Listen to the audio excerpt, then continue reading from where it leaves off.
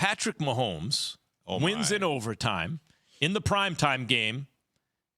Is he back? Is he leading the MVP race right now, do you think? Here's the crazy thing. We're all going to talk about how great Tennessee's plan was, how to stop them and to do all this, because they had a quarterback out there that couldn't play. You know, we know that. You know, right now is not ready to play. And yet they're in this game the whole way and all that. All Patrick Mahomes did was throw for, I mean, he went over 500 yards in the game. So 445 yards passing and 75 yards rushing or whatever. Are you kidding me? I think he told everybody, oh, by the way, I think I'm still the best player in the league, and he probably is. Just like all the quarterbacks you had, Rex. Same thing. Pretty much. Pretty much. Right. Very, very similar. Thank you very much for that, Max. but if you're looking at what Patrick Mahomes was able to do last night, and we saw Josh Allen against the New York Jets, didn't play particularly well. He had a stinker. And we saw Jalen Hurts. We see Geno Smith. Are those guys in one game capable of going into Arrowhead or a neutral site and beating Patrick Mahomes in Kansas City? I think so.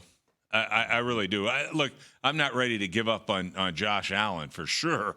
No chance of that. I think he's about as talented of a guy as I've ever seen at that position. But really, you're right. You mentioned a whole lot, a bunch of guys.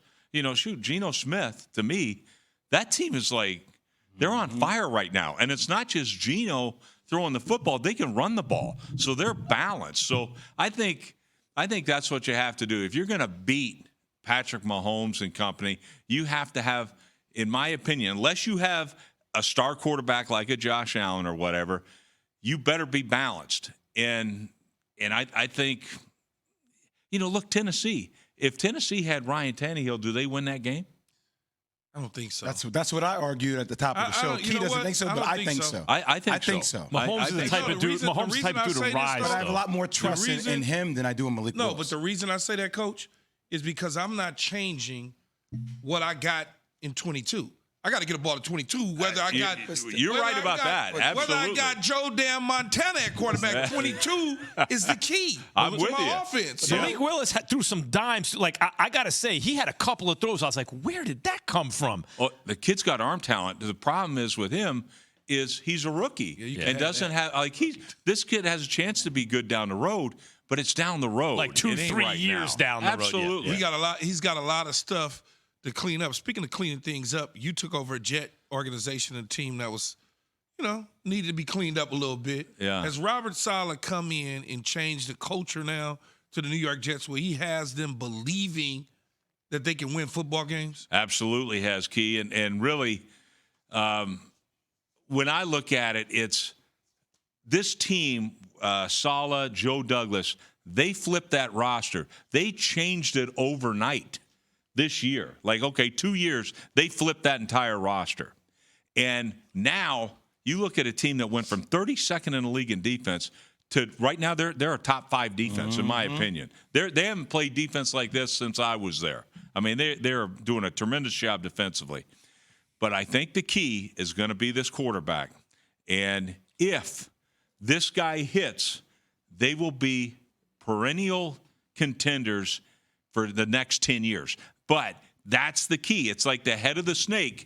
If this guy hits, watch out, everybody. Coach, and how about Quinnen Williams? How about this dude? This guy is he's like, other than Micah Parsons, I think he might be the best defender in the league. He's unbelievable. Yeah, that Judon's pretty good, too, in New England. And there's a couple other guys. But he's from a game an inside guy, Aaron Donald and stuff, but he's certainly in the conversation without question.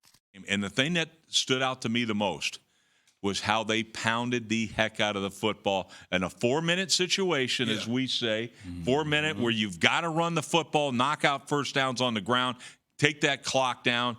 They were able to do it. They averaged over 10 yards a carry in the fourth quarter. And the funny thing is, I thought that James Robinson was supposed to be hurt. He never looked hurt to me. That dude was pounding them. And that's the smart general manager move to realize we lost Breece Hall. I got to go get me a guy.